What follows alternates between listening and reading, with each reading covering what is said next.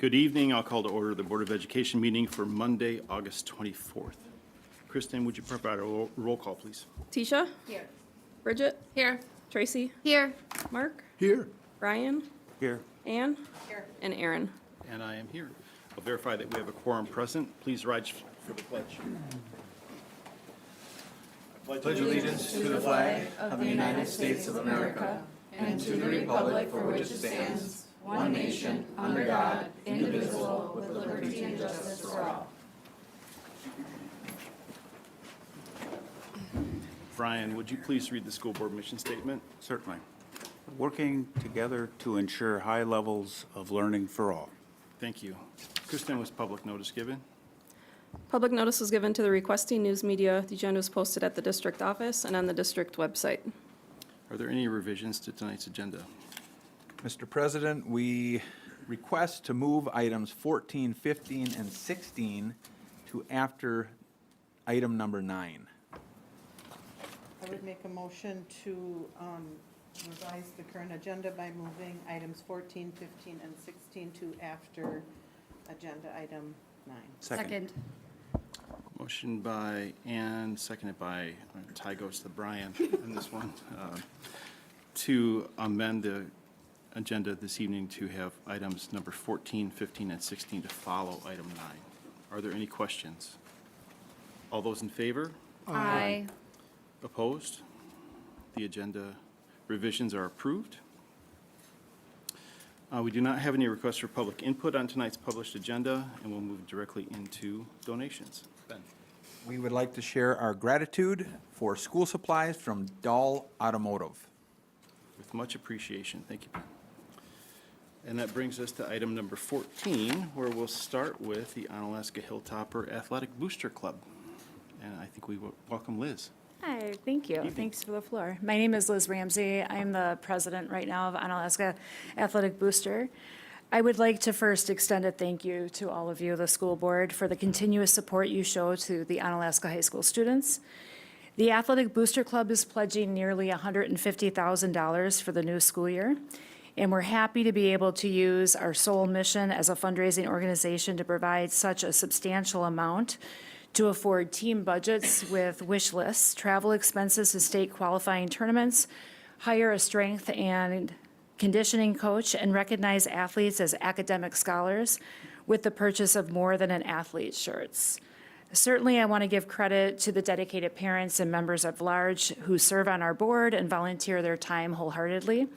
Largely, my gratitude is for the generosity of the Onalaska family, staff, and community members who give their money in so many ways. And we're thankful for our Onalaska business partners who donate in very big ways through sponsorships. The Athletic Booster Club is ready for another successful fundraising year that allows us to continue to dream big and help support our teams, our coaches, and our student athletes. Thank you for listening, and thanks again for your support. Thank you very much for the support of your organization. Team, this does require board approval, unless there's any questions. Hearing none, I will happily make the motion to approve the Onalaska Hilltopper Athletic Booster Club activity and donation plan for the 26-27 school year as discussed and presented in enclosure 14. Second.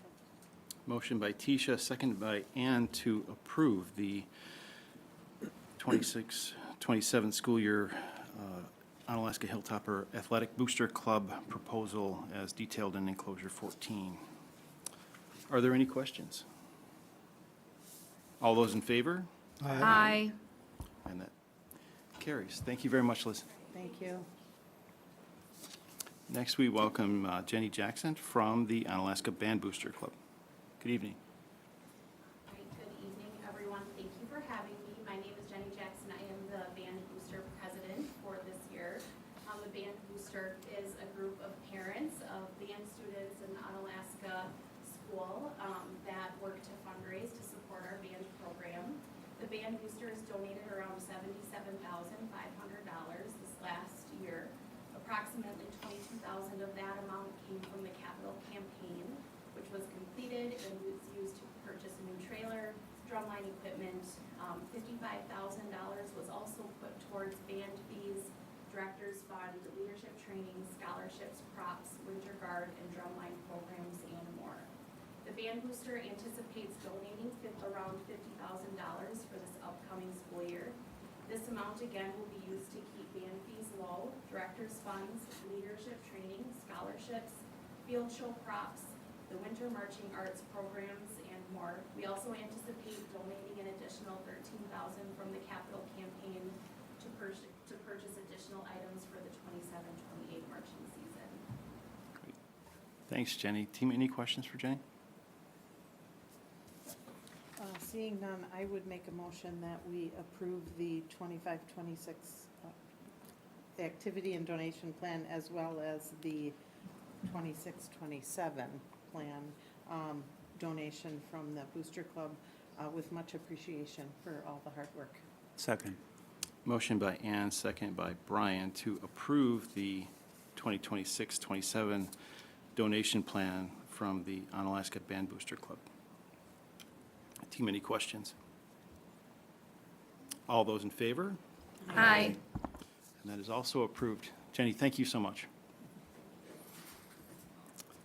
And next we welcome, I believe, Seth Camp from the Onalaska Choir Parent Support Group. Welcome. Hi, I am Seth Camp. My wife Sarah and I are co-presidents of the Parent Support Group.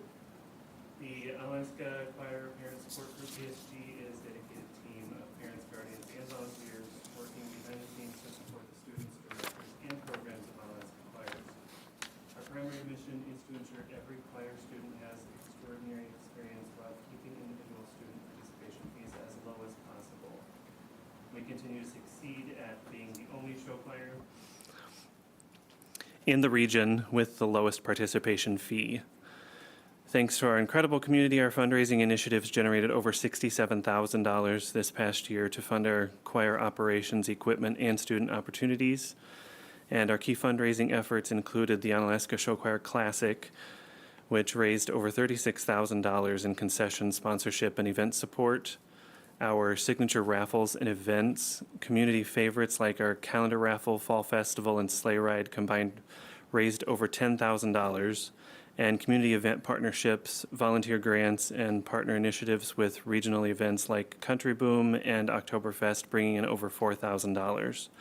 We also have corporate and local support of over $4,200 in business sponsorships, along with charity bingo. Our plan remains the same for this coming year by offering the same volunteer opportunities for all of our show choir families. Very good. Thank you, sir.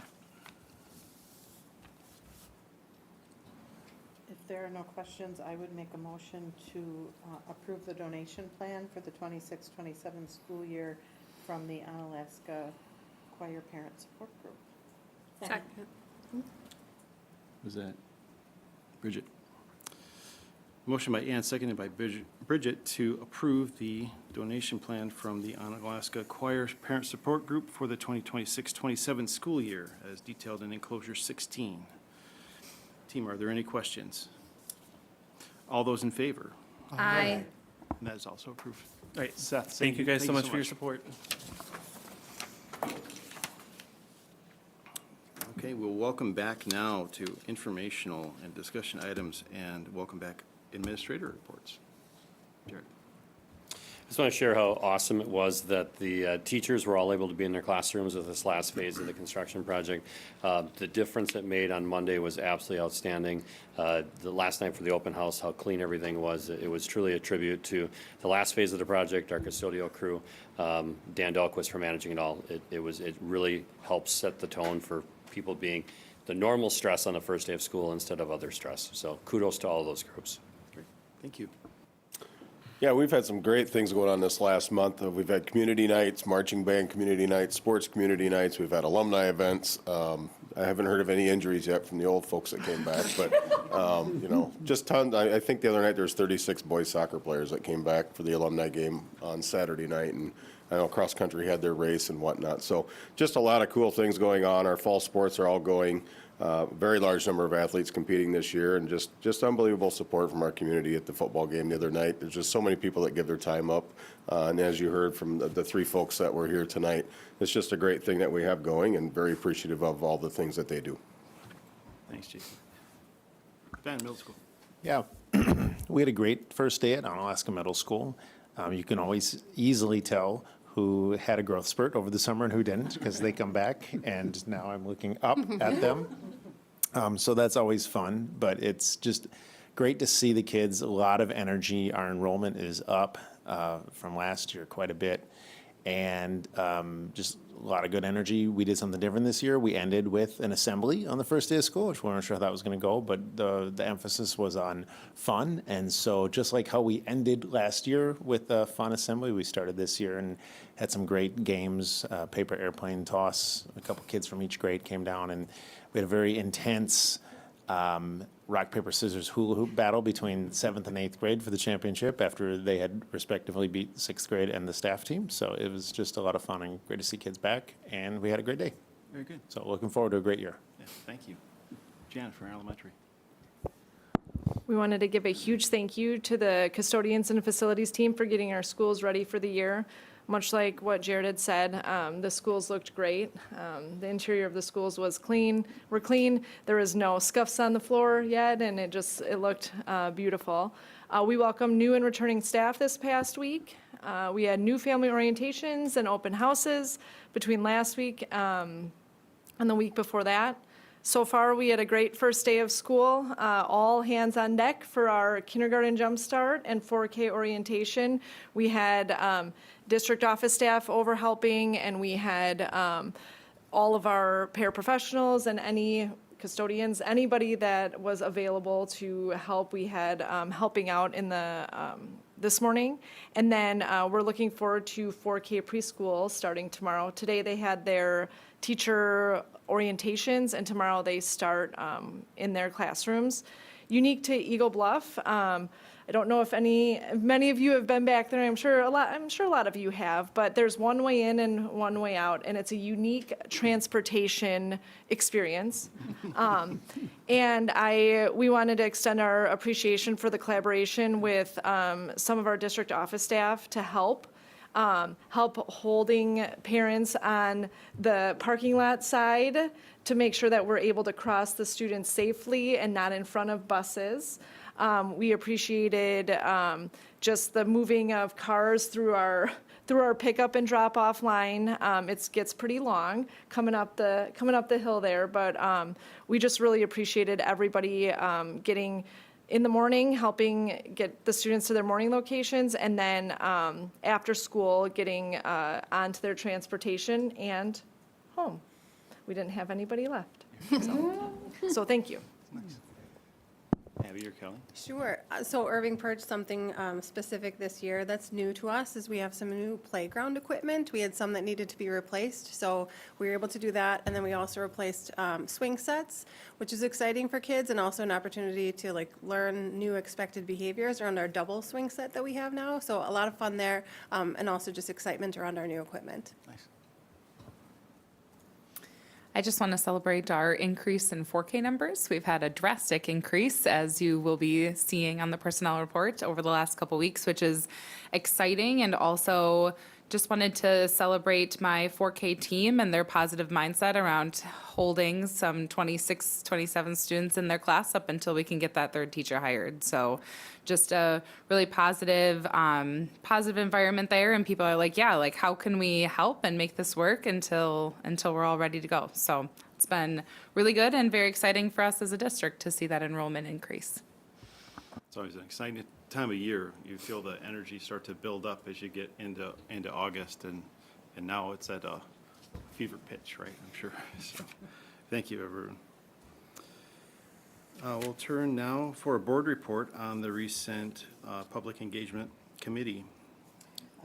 Yeah, the Public Engagement Committee met just prior to this, and no offense, but there was not the fever pitch of excitement that was experienced in the schools today, but it was a good meeting. On a positive, we had put out a request for interest in a superintendent's advisory council, and we had really good response to that, which is no surprise to those of us who know our community is very engaged. That was targeted specifically to parents, so we had some discussion about how and what are our next steps to engage additional stakeholders groups and what that's going to look like, discussing the possibility of an ongoing focus group or random sampling. So we had some good conversation about that. We had some discussion, continued discussion on what is the best way to provide transparency on the vouchers and how much money are leaving our districts. We do have a regional leadership group that is trying to tackle that process. Discussions as from everything from adding that information to local tax bills to just including additional information as a flyer in those tax bills. So there is some work moving on that because we do feel that's very important that that information is shared more broadly. Nick has created a tool for measuring our current digital engagement, created a baseline for that. It was very technical but super impressive, so thank you to Nick for doing that. And then finally, we have vetted a couple different companies in our ongoing discussion about potential referendum. And we have narrowed down our search, and continued inquiry will happen with the administration with that company in the coming weeks. So it was a positive and productive meeting. Mark or Bridget, do you have anything to add? No, thank you. I think it was fun, though. We had a fever. It was pretty exciting. It wasn't like We didn't have elementary games school. like the middle school. It wasn't elementary school fun. We could do paper airplanes. I just was gonna, I'm thinking about, this is great that we're having these other committee reports at the board meeting. I think that's really helpful so that we're all on the same page. Agreed. Thank you, Ann, Mark, and Bridget. We'll turn now to Tyler for the fourth quarter financial report. All right. Oh, hold on now.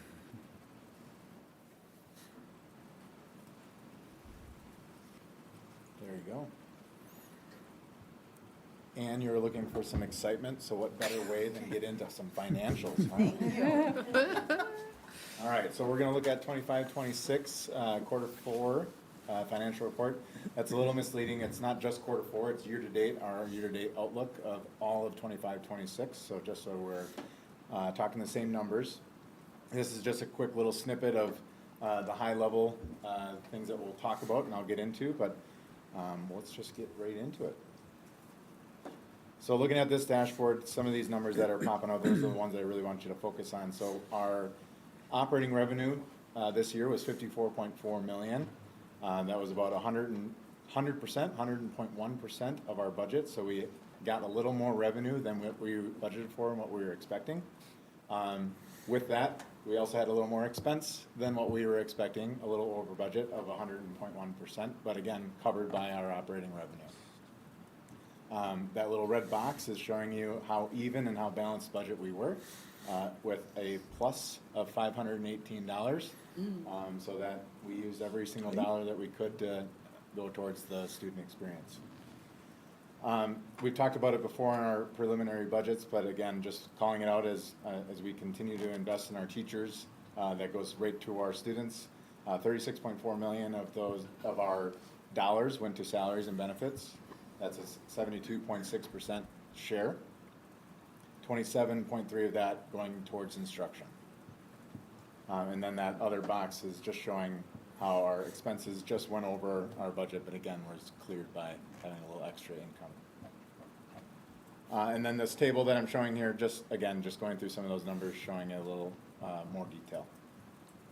As with every slide, I have a board takeaway. So right here, Q4 finished with revenues essentially on budget and expenses modestly above budget. Net operating position was $518, driven primarily by people-centered costs, one-time investments, and purchase services. Taking a look at cash flow, so this is outside of the realm of our budgetary numbers. This is just looking at cash. This has nothing to do with expenses or anything. This is just our outlay of cash. And as you can see, we have 24-25 overlaid with 25-26, and you can see all these numbers kind of follow the same trend. That means that we're always consistently getting our revenue payments at the same time, then also spending the dollars relatively in the same fashion. This year, no different. Everything kind of went in line. We had a little, you can see a little disparagement with those purple lines. We just got our tax dollars a little later than before. But other than that, we had a pretty good cash outlay. You're seeing $272,000 in June. That is due to state equalization aid that did not get received until a little later in June than what we were expecting. Taking a look at our revenue mix, so where the money is coming from, a lot of it is coming from our local and our, oh my gosh, why am I, open enrollment. I had to look at Lish to get my mind right there. Well, you helped me, so thank you. A lot of our dollars are coming from our local taxpayers and our open enrollment, with the state revenue being right there with 21.5 million, or a 43% share as well. And then, so what moved? Essentially nothing. Everything that we budgeted for came in. Again, we had a little bit more revenue than expected from local revenue, and that had to have been from that we kept more kids than from vouchers or from other open enrollment. So expenses. This is showing again where that big share of our expense goes is towards our student or our staff.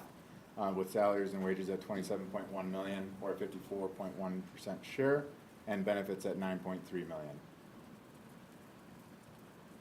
So the expense mix demonstrates the district's operating budget is primarily focused on people, student-facing services, with 72.6% of Q4 year-to-date, really is how that should read. Operating expense tied to salaries and benefits. And then what was the money for? Again, looking at, so before was our object, a little higher level, and now here's the meat and potatoes by function. Instruction was $27.3 million, or 54.5% of that salaries and benefits share. And then down the line going co-curricular student services, you can kind of see the breakouts from there, but our largest chunk is going towards our instruction for students. So here's a good look at our budget scorecard. Our revenue performance was green because we brought in a little bit more than what we expected. Our expense performance, I put at yellow. We're just seeing a lot more pressure, as the years go on. If you compare our budget and our activity from 24-25 to 25-26, we took about a $1.3 million jump in revenue, which is great.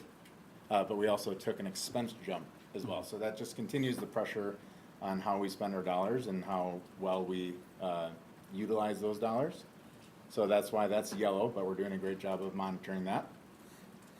Operating position, we ended with a even budget, so that's always good. Strategic alignment, we've said that we want to invest in our staff, which then goes directly towards our students, which we continue to do. Personnel costs, we are on the higher end, or getting to that higher end at 72 point, or almost 73% share.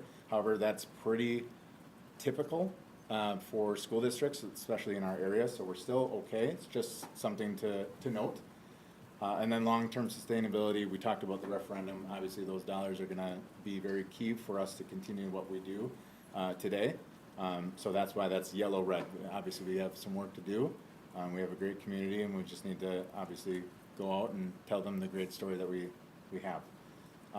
So Q4 was stable overall, but with the year-end expense position should be reviewed through audit, closeout, and used as planning signal for 26-27, which we will continue to do. So next steps, kind of out of order, I should have caught that, but timing, well, we're nearing the end of August, so we're completing our final account reviews and year-end closeout, so we might have a couple more entries with our auditors, but that seems to be less likely now that we've gotten through as many things we did in August. Summer, we've already done all this, so we'll continue to review expenses. Anything that looks a little over budget, we might move some dollars so from our preliminary budget and just make them a little bit, put the dollars where they seem to be spent. Audit field work is completed. They're off, or they're no longer here, but They were here for about 3 days in the early part of August. No initial findings, which is awesome. That means that our processes are good and clean. We've done some initial work with them for entries that needed to be made, and those are all done.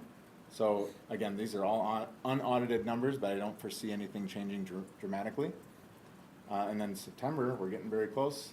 We'll use our results to keep moving for preliminary budgets and get some of those enrollment counts so we can start to solidify a budget for 26, 27.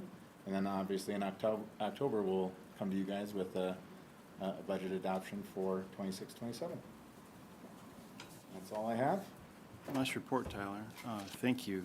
Great report. Team, Nice. any questions for Tyler? I was just going to say, nice clear graphics too, easy to understand.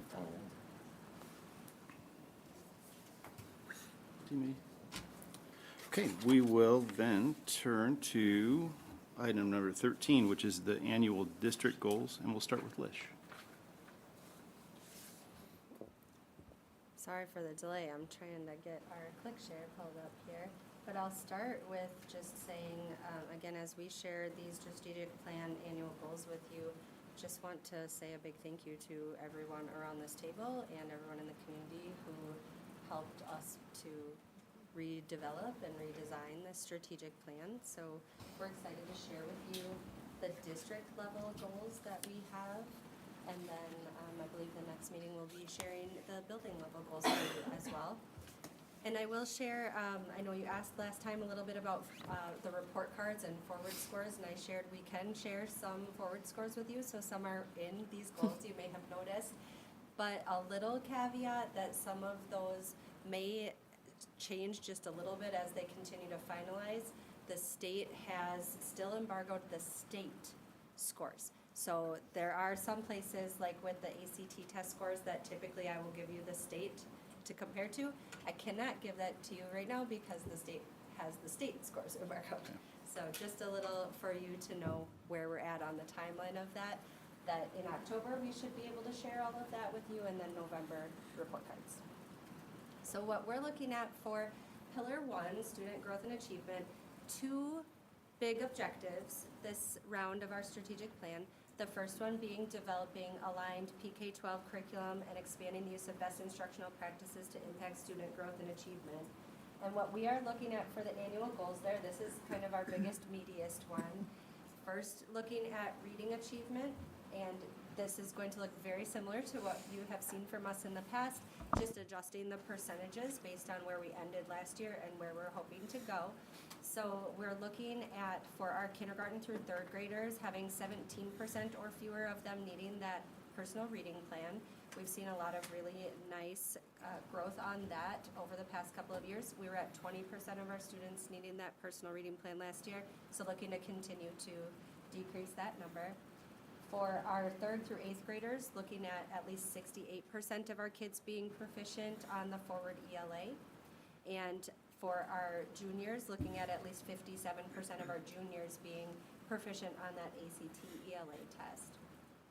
And then very similarly for math, for our 3rd through 8th graders, we're looking for at least 75% of our students to achieve proficiency on forward. And again, for our juniors, at least 57% of our 11th graders to achieve proficiency on the ACT math test. The things that we will be doing to work towards those goals are continuing those universal instructional strategies for fluency in K through 3. If you've been on the board a few years, you remember that this has been a pretty big overhaul for us to look at phonics, phonemic awareness, and fluency. So just continuing to find what are going to be those best practices to implement. And then something a little new is across our pre-K through 12, investigating our disciplinary literacy practices across the district, so that that's an area we can focus on in the future. And disciplinary literacy means that you don't just learn how to read and write and speak and listen in just ELA, but we do that in every course area. So we want to ensure that we're doing that to the best of our teachers' ability across science, social studies, math, every different area. We're continuing our year 2 implementation of our middle school ELA resource, and then continuing year 2 of math coaching for our elementary. And then last week we kicked off supporting implementation and professional development of the On-A-Way best practices for instruction. So the 13 specific practices that we are working on ensuring that all of our teachers are very clear on what that looks like, sounds like, feels like, and how they know they're doing it in their classroom, so that we as administrators can continue to provide feedback and development. Then we're looking at, for reading and math, very similar to previous years, continuing to be in the top of our local and comparable groups for that state report card growth. We have increased that to be in the top 3, and we will continue to work on our system of interventions across the K-8 and continue to monitor the implementation of that at each building level. And then for curriculum development, we are looking by the end of this school year to have each grade level and each content having a documented curriculum map. So this is new, but a pretty big undertaking for every course to have that in a consistent template showing the standards, how long they're spending teaching it, and how they're assessing it. And so we started last week implementing the protocol for developing that across all grades and content areas, and we have a plan to continue doing that throughout our professional development days this year. And then our second objective is extending the focus of student achievement to include the knowledge and skills required for success in an ever-changing world. And so our big annual goal there is to identify and define the attributes of a graduate and what that looks like not just at 12th grade, but what does that look like at the end of middle school and at the end of elementary school as well. So we will be taking a look at that with different guiding coalitions across the district, and then looking at how to involve stakeholders outside of our school buildings as well to see what it is that they're looking for in a graduate of our school district. And then how we're measuring that for the scorecard is very similar to what we have used in the past. How we're doing out of our comparable group on the report card achievement, and then how we're doing in our comparable group on the report card growth. And then what we don't have a baseline for yet to measure that second objective is we want to determine the percentage of students graduating with an authentic career pathway experience. And we don't know that number yet, so that's what we'll be taking a look at this year, determining how many students are graduating with that experience so that we can continue to work on increasing it. Questions on Pillar 1 before I hand it over to Jen? Quick question. This is all really exciting, so thank you. It's fun to see, the district's strategic plan come to life here and see us, making these plans to make progress on it. I was just curious if you could provide any insight into how you came up with the goals, so like the specific percentages, from 20 to 17. Obviously, they're all improvements. I just wondered what kind of thought process went into deciding, is it 17 or is it 18 or 15 or? Yeah, for any of those? we kind of just looked at previous years and how much growth has been made and how much we think we can do, especially looking at how many are right there on the bubble. Do we have a percentage of kids that are real close to getting to that proficient, and do we think that that's possible? Great, thank you. I knew it was thoughtful. I just wanted to hear a little bit about that. No problem. Thank you. Team, any other questions for Lish? That was a really nice presentation, by the way, for a first read-through for us, in hearing you articulate it. A lot of the things we've been talking about over the last year are now starting to come into play. Yeah. It's really exciting. It's exciting to see. I guess I feel like I live this all the time, but it's exciting for me to hear all the voices that we took into account on this to put it together. And I would hope that you guys feel like, hey, I had a part in that. Very much. Thank you. Move to Pillar 2. Sorry, that scrolled really fast. Perfect. All right, Pillar 2 is student belonging engagement. If you remember, Pillar 2 is a new pillar added to help break apart, really highlighting the belonging piece in our district. Our overall reasoning of is wanting to create and promote a pre-K through 12 system that fosters that intentional human connection. That was really the voice of the group when we were forming our goals for this. Our annual goal is embedded structured frameworks for human connection into the district's pre-K through 12 SEL, like MLSS, which is our multi-level systems of support, to ensure every student feels safe, respected, and valued in our district. When we talk about action steps, this is slightly different than Lish. When we get into feelings, beliefs, belongings, that's hard to measure. And I'll kind of talk through of how we intend to measure as we go along. But some action steps we're looking to do with that is analyzing district and building level behavioral and discipline data. The reason this is in there is we were found discrepant as a district of how we are disciplining students of color with IEPs, and that needs to be addressed. So this is a DPI required action step that we conduct this year. So we have to do that, and also that will help us hit our overarching goal. Next action step is providing professional development focus on way best practices of culture and climate for learning. When we look at that really being intentional of the type of professional development we're providing educators, we're asking them to promote a more human connection, sense of belonging. We have to equip our teachers with tools and resources to be able to do that in their classroom. Next one is develop and implement at least one new best practice per building designated to keep students in the classroom community. What that means and entails is our goal is kind of going off of that behavior and discipline data. We're only required to analyze it as a district this year. We want to take it one step further, knowing we've been found discrepant. And to be found discrepant means that it's been 3 years of consistent data. So the fact that we have 3 years of consistent data, as a district, I would really encourage us to take one step further rather than just analyzing it. Let's make a productive change for our district, knowing that that's been a common theme or a trajectory for our district. The next is creating technology guidelines for use of during instructional times to prioritize face-to-face interaction and reduce digital isolation during the school day. This really came during that our building, when we had that committee group come through. A lot of our educators at the table really gave voice to the impact of technology and what is that doing for digital isolation and the impact we're seeing on social emotional skills and overall mental health well-being for our youth, and being intentional of how much technology are we putting in front of our students and how can we rather during times of non-technology encourage and promote face-to-face interactions, because that's how you build belonging, community, and engagement. The last one is increasing student voice and making at least one student-informed change at each building. The students during that time joined our group, and all students gave voice of, you guys have really great ideas, what about us? And that has been a theme that I've heard since starting, is wanting to make more student-led voices, because we are servants to our students and families and wanting to be intentional of how we're doing that for belonging. All of these, when you talk about how we are measuring that, again, thoughts, feelings, and beliefs are pretty hard to measure. So we're looking at adding a question, a high-leverage question of, would you recommend your school to a friend, peer, family member who doesn't attend Onalaska? There is no baseline, because we're looking to add that, so we'll click baseline. Any questions? It sounds really thoughtful, but go ahead, Tracy. Oh, I just had a question about the high leverage question. How did you decide to come up with that in terms of like belonging versus environment? Like how they feel as a person versus the school as a whole?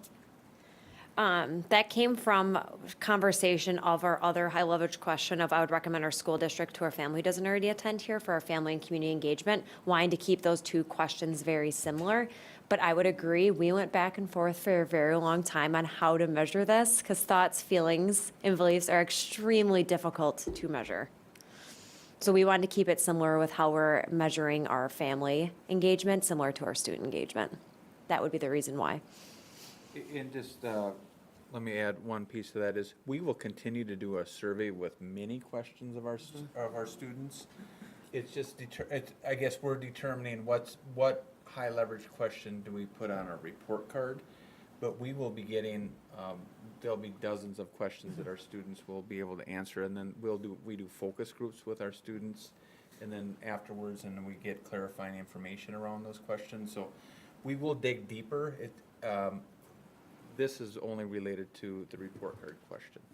So like we've presented the Life at School survey to the board. We're still doing that survey. Sure. And so like Ben said, we'll still talk to groups of students. We'll still come up with action steps from students there.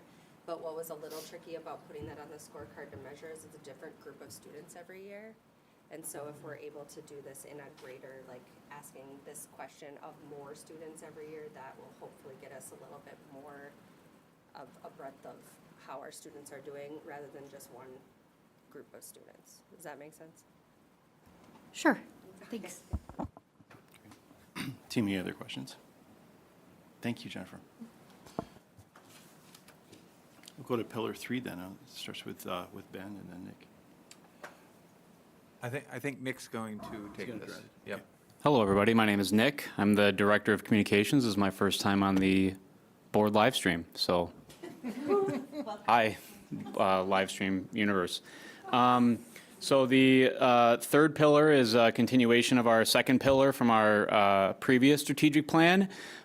With this piece of it, we're adding, I think, a little bit more like tangible, actionable things that we can probably do on the side to kind of increase or just kind of create that sense of engagement, whether you're a family member, a resident in Onalaska, just our way of connecting with people that are outside the district. And so one of those goals, or one of our objectives, is to create and implement a communication and engagement plan that connects and fosters trust between students, families, staff, community members, and business organizational partners. And so goals under that to help us get to that point, at least for this first year, would be having an actual document that kind of drives the work that we're doing when it comes to communications annually. I think we have some type of roadmap for every other important objective that we're trying to accomplish in our district from year to year. Communications is not one of those. Right now, we kind of are continuing to do things we've done previously or coming up with new ideas, but we don't really have a way to identify, what is driving those decisions and how we do those different things and how we engage with people regardless of how they're connected to our district. And so that's a big piece that we're going to accomplish throughout this first year. And really a lot of the action steps that you can see are kind of like analyzing how we've done things in the past, analyzing our different audiences and kind of how they're connected to the district, how we have communicated with them in the past, how we could communicate with them moving forward, and really putting pen to paper and having something that, again, helps us as a district learn how to do things better and grow as far as communication and engagement is concerned. And then a couple of other annual goals that we have would be to revise our annual family and community engagement surveys. Just looking at some of those numbers from our previous strategic plan, I think that, maybe being a little bit more, just putting a little bit more intent and kind of looking at ways that we could get higher participation on those surveys would just make the results from those surveys better year to year. So I think that's a pretty big thing. And then, maybe putting more thought into how we're distributing those surveys annually. And then the last piece, literally it's a goal, but it's also an action step, is to create a superintendent's advisory council in the community. So as Ann had talked about, we got some great feedback from parents that are interested in possibly joining this advisory committee that we could use as a sounding board for big district projects. Folks that would be committed to being a part of, whatever type of project that we're looking to get feedback on from select audiences from the district. And so that's another action step, again, that is also a goal of ours, is to kind of get that committee up and running before the end of the year. And then the second objective as part of our the communications piece of the pillars would be to provide clear information to the community about how school funding works. Most folks sitting in this room probably have I would hope, a decent understanding of how school funding works. I think most people would probably also recognize that if you're not a part of these meetings and you're not a part of the district, that it can be complex and complicated. And so we want to make sure that that's a big piece of our work over the next 5 years, is trying to hopefully help educate folks a little bit better about how all that stuff works. And so one of our goals for this year then would be to really start, again, implementing different types of finance and funding communications in our various publications. So that includes, creating a couple landing pages on our website, also having sections in our normal printed and digital publications that features finance information, and then also creating a section in our survey surrounding that wording that would include, asking the community about how we're doing as far as finances are concerned. And then on the scorecard side, how we're going to measure some of these things from year to year. So we're going to bring over the high leverage question that we had from the last year. I would recommend the School District of Onalaska to a family who does not currently attend there. We do have a baseline for that. I don't think, maybe I didn't update this when it went out, but our last survey that went out, we were at 8.9, and so typically we want to shoot a little higher than then. So we're hoping to get to 9, right, a consistent 9 over the course of the next 5 years. So that'll be included on the survey. And then, as Ann also alluded to, we have a new digital community engagement index that kind of takes all of our different metrics when it comes to the things that we do digitally, whether it's social media, our website. We'll also loop in parent square numbers in there, and there will be like a weighted average that kind of just tells us if we are growing past the initial baseline, which we'll establish initial baseline now with the numbers we have, and then we'll just have a goal of increasing that by 10% at the end of the strategic plan. And then for the community funding piece of it, that would be creating a brand new question, which we would not have a baseline for, that asks, the district provides clear and accessible and understandable information to help the community understand how school funding works. And then again, we would just track that over the course of the next 5 years after establishing the initial baseline through the next survey we send out. Team, questions for Nick? Nice job. I'm going to switch it. Let's just start out with the scorecard a little bit on, which is now Pillar 4, formerly Pillar 3. This is one where we're pleased and proud, but not satisfied. Want to continue to move forward in a couple of these areas. And if you noticed on the scorecard, the retention rate in the surveys are continuing on. We did change a few things that we are looking at. It is the adjusted retention rate, as we've looked at that, started 2 years ago, and want to see that continue to go higher. The other one that we did change is under employee satisfaction. If you follow the actual numbers, it dipped a little bit here from our baseline, and that's because I added a question. One of the questions that we saw low amount on is, the specific question is, I am recognized when I do a good job. We found that this is low in all areas, and so we wanted to see that's part of satisfaction. So we included that in the scorecard. So flipping over then to our annual goals, we are looking at the top one on retention, focusing on the areas that have some of the lower retention rates, focusing on supervisor training and how do they give effective feedback through our rounding and our new support staff evaluation system that we rolled out last year. Then the other one is that recognition, starting from micro and macro, meaning at the building levels to even just in meetings, ending with gratitude, finding ways to write small thank you cards, but also to the larger areas, such as creating a recognition program that we can put out for national and state recognitions. We already have a list of many recognition programs, whether you're a counselor, a teacher, a school custodian, a school cook. There are ways that we can recognize them in the grander scheme.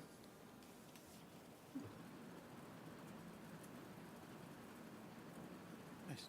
Team, questions for Sonia? Thank you. All right, it's me again. We'll take a look at Pillar 5, which is Finance, Facilities, and Operations. We have 2 objectives for the next 5 years. First being elevate and support innovative campuses that instill community pride. And the 2 biggest goals that we have is to increase our student participation in food service and enhance our district landscaping and maintenance. There's many action steps that go along with this, but the moral of the story is we want to be proud of our food service, and we're going to continue to work on that and provide students with healthy and great options, but also making them more fun and something that they want to go home and tell mom and dad to maybe cook themselves. So we're going to start looking at that. It'll start slowly, but we'll continue to hit hard at food service and increase that program. And then goals along with the landscaping and maintenance, as well as trying to eliminate all the overgrowth and things that may happen at the front of our buildings, and maintain and beautification of our secondary landscaping, so weed controls and mulch enhancements around the buildings, and then conduct some bi-weekly building walkthroughs, moving to monthly after our leadership has approved that everything is looking nice and tidy. And then our second objective is demonstrate responsible management of resources in support of the district's priorities. This really is no different than what we've seen in the past, but obviously we want to continue to level up like we have been seeing over the last strategic plan as well. We want to increase our community understanding of district operational needs, which kind of goes hand in hand with our Pillar 3 objectives and helping people understand our finances a little bit more. And this will go really well with that and showing them where we're actually spending our dollars and how we are being responsible with those dollars. And then we want to strengthen our IT communications and cybersecurity district-wide. We don't want to put any of our staff or employees into positions where they don't know if an email is safe or not safe. So we're going to continue to hit that home with our IT team, sending out many communications, and then using our new tool, CyberNet, has little games and other ways for them to interact with an email that looks suspicious. They can report it and then earn acorns, which is kind of a cool little twist on cybersecurity. Some of us are very competitive. Yeah. I'm sad that I shouldn't be on the leaderboard, so I have to stay off. Anyways, but no, everyone's taking it really seriously and doing a really good job with that. So I think we'll really be able to be proud of where we are from a cybersecurity standpoint. And Tyler, that includes board members too, right? And they should all, yeah. It should. So you all will notice that you have the. I've little never squirrel. seen a squirrel, but what do I've what never do the seen a acorns squirrel. do? Oh, there should be in your email, and if it's not, I will let our IT team know right away. But it's pretty discreet, right? I want to get on the Yeah, but leaderboard. there's a little blue squirrel on the right side, I'm gonna look. depending on where your Blue squirrel. It your depends toolbar also is. when, if you're looking at the computer versus a Gmail app versus the mail app. The mail app does not have it. Okay, but If you ever still. run across an email and you're like, this looks kind of suspicious, you can click on the squirrel. Yep. Oh, You I just click on the delete 'em. squirrel and then report, Not big and then deal. if it's Nuts. a specific email that was provided by CyberNet, to obviously be like a gotcha, but also an informative email, it'll say, hey, you spotted a suspicious email, earn some acorns, and then you tell why you thought it was suspicious, and then you click on the flag, and you earn some more acorns. So that's kind of cool. What do you do with the acorns? You just move up the leaderboard, and Okay. it's kind of a competitive way. I'm a millennial. I need to know. What am I winning? Those are the acorns. It's just like back in the day when people first got Fitbits and you had like a friend that you were doing the steps Got with it. to see how many steps you could. You didn't win anything except No. for being able to say, I walked more than you. Although, there will be something that we can win. So our IT team has kind of gotten into it, and kudos to Sparta has done this. They started printing out with the 3D printers, printing out little squirrels. Oh, cute. For those people that were high on the leaderboard. So we intend to give everyone little squirrels as they continue on those. As long as they're Recognition, purple. just what Sonia As was long as talking they're about. purple, Tyler.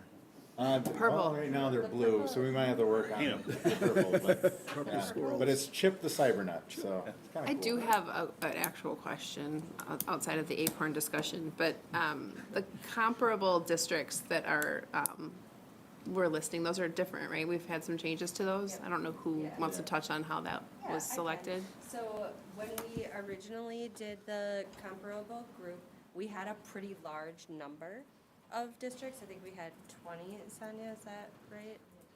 18, okay. And some of them didn't meet all of the same demographics that we did. When we originally looked at that comparable group, we wanted each of those districts to meet at least one similar comparable of the enrollment size, free and reduced lunch percentage, multilingual learner percentage, disability percentage. And so what that caused was that we had some districts that were maybe only the same size as us in enrollment, but then not in any of those other demographic areas. So we just felt like having a more apples to apples comparison would help us a little bit more. So we narrowed it down to ones that matched across all those areas. So that we're really looking at districts that have not just the same enrollment, but a similar free and reduced lunch population, a similar multilingual, similar students with disabilities. And then we also kept in the local ones, even though some of them were not equal. Thank you. You're welcome. I have one other question. This might be silly, but we were talking about, cybersecurity. Do all staff go through like an annual training or biannual training related to cybersecurity, information security in general? So this year, we did include some information about that with our presentation about artificial intelligence and the data security part of that. And then with rolling out CyberNut, there was an initial kind of little like video that came with it that shared those details. So there's some parts of that that come out periodically through, but that's something that I'm including in what we do annually, just more as it relates to our instructional tools, but it's the same practice of the reason why we have a process to choose tools is because we have to maintain that data security and maintain the children's internet protection and all of those pieces.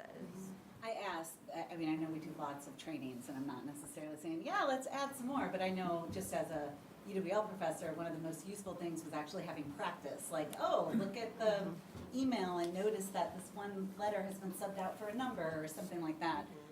That was really helpful, just to literally have those practice cases to like try to figure out, how do I determine if this is real or legit or spammy? And Yeah, that's sometimes it's obvious, but That's sometimes really it's- what the CyberNut does, actually. So like the first one you get, then when you click on the little squirrel to report it, when Tyler said marking the flags, that's what it's looking for. It'll have one flag that says, notice this said urgency.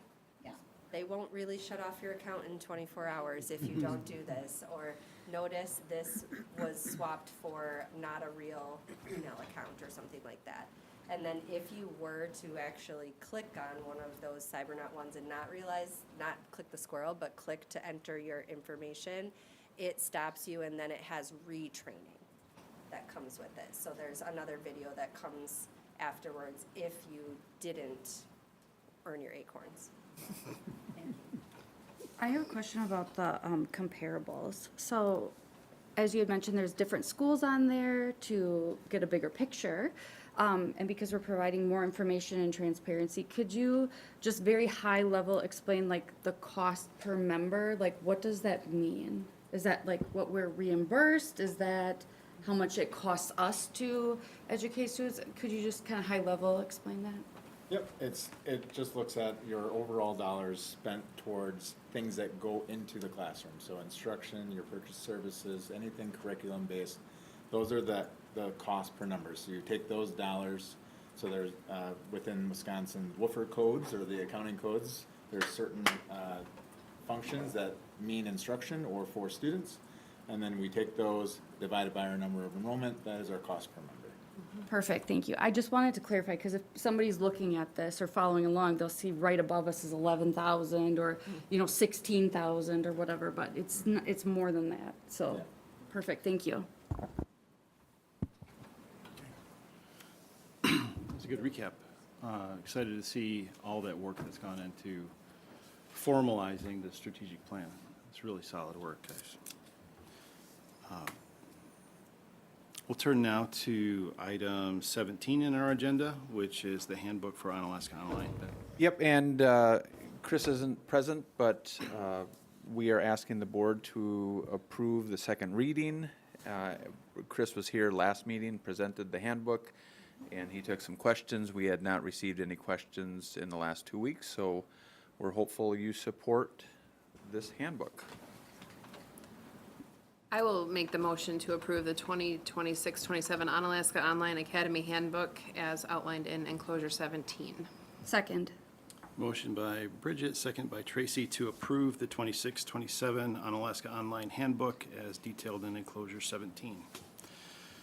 Team, any questions? All those in favor? Aye. And that handbook is adopted. Thank you. We'll now go to fundraisers and start with OHS.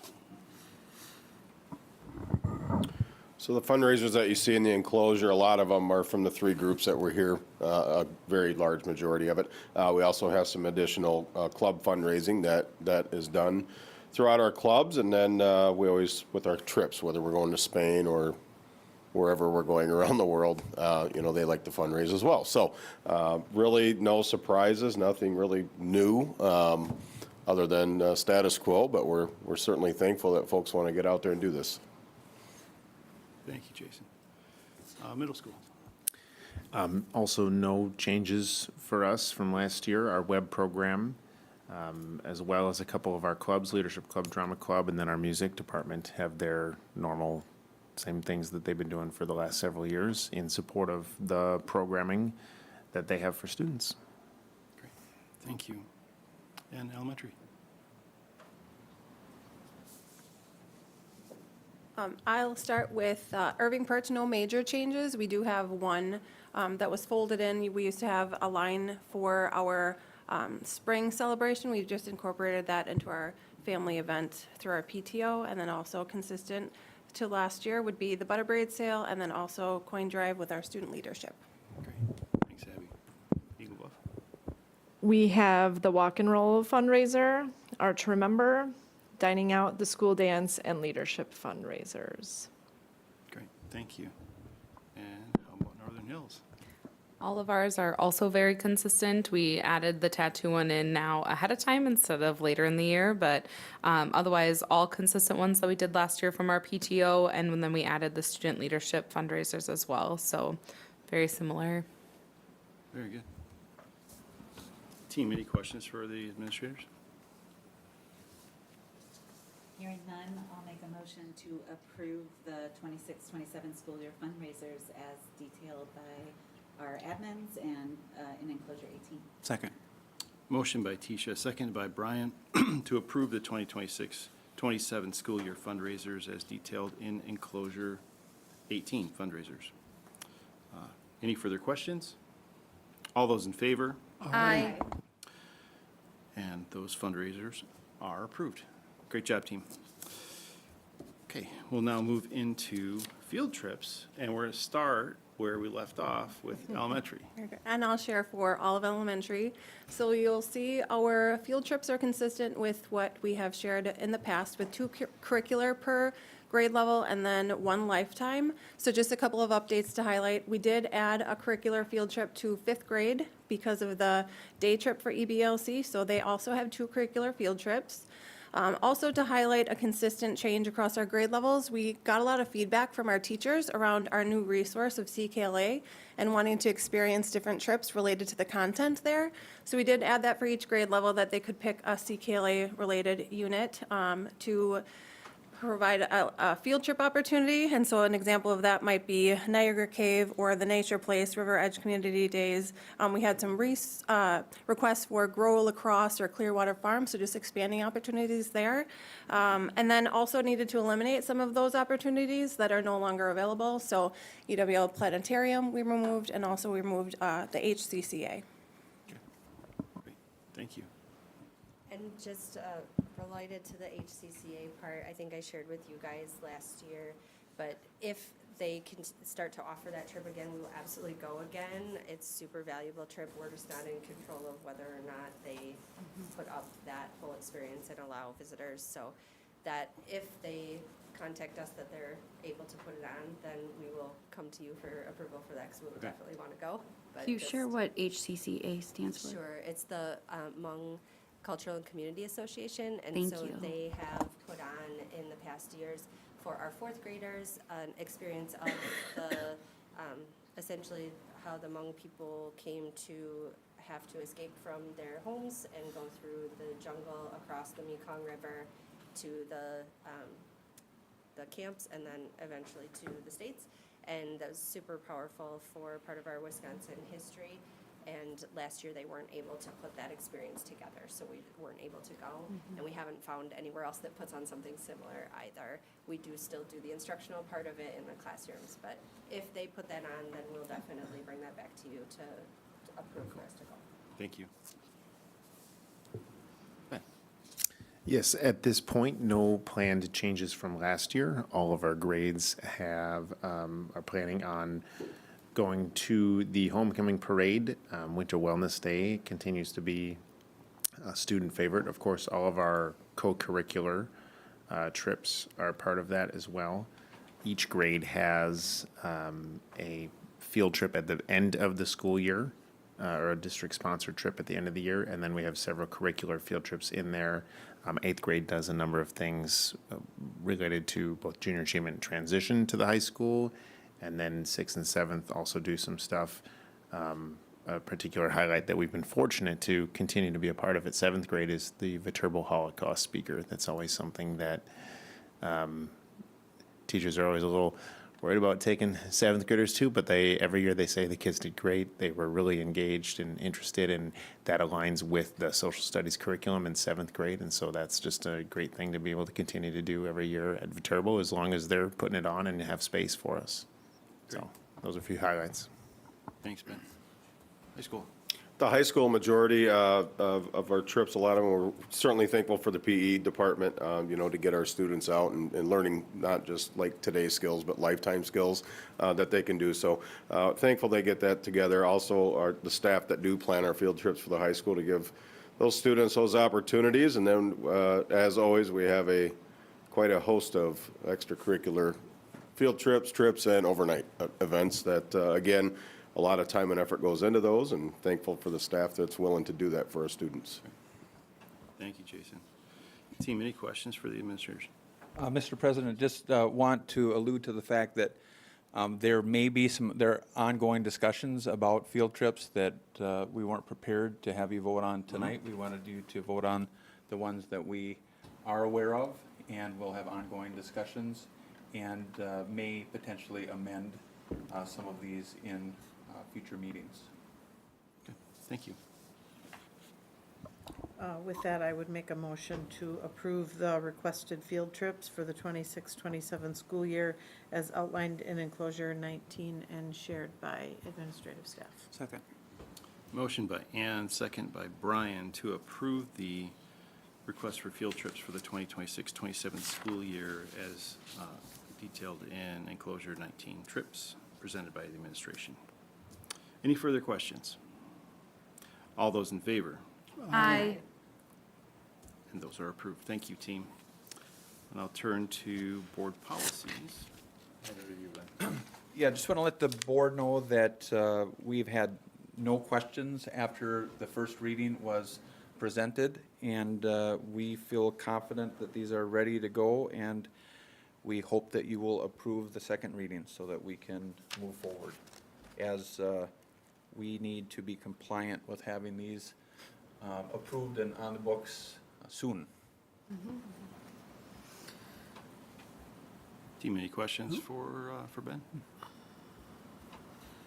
I'll make a motion to approve the board policies as outlined in our agenda and included and described in enclosure 20 board policies. Second. Motion by Tracy, second by Mark, to approve the board policies as presented in enclosure 20, board policies. Any further questions, comments? All those in favor? Aye. And those policies are approved. Are there any requests to remove items from the consent agenda for separate consideration? Seeing none, I move that we approve the consent agenda as presented. Second. Motion by Brian, second by Mark, to approve the consent agenda as presented. All those in favor? Aye. Consent agenda is approved. We have no further business. Motion to adjourn. Second. Motion by Brian, second by Tracy, to adjourn. All those in favor? Aye. We are adjourned. Thank you, everyone. So like, was this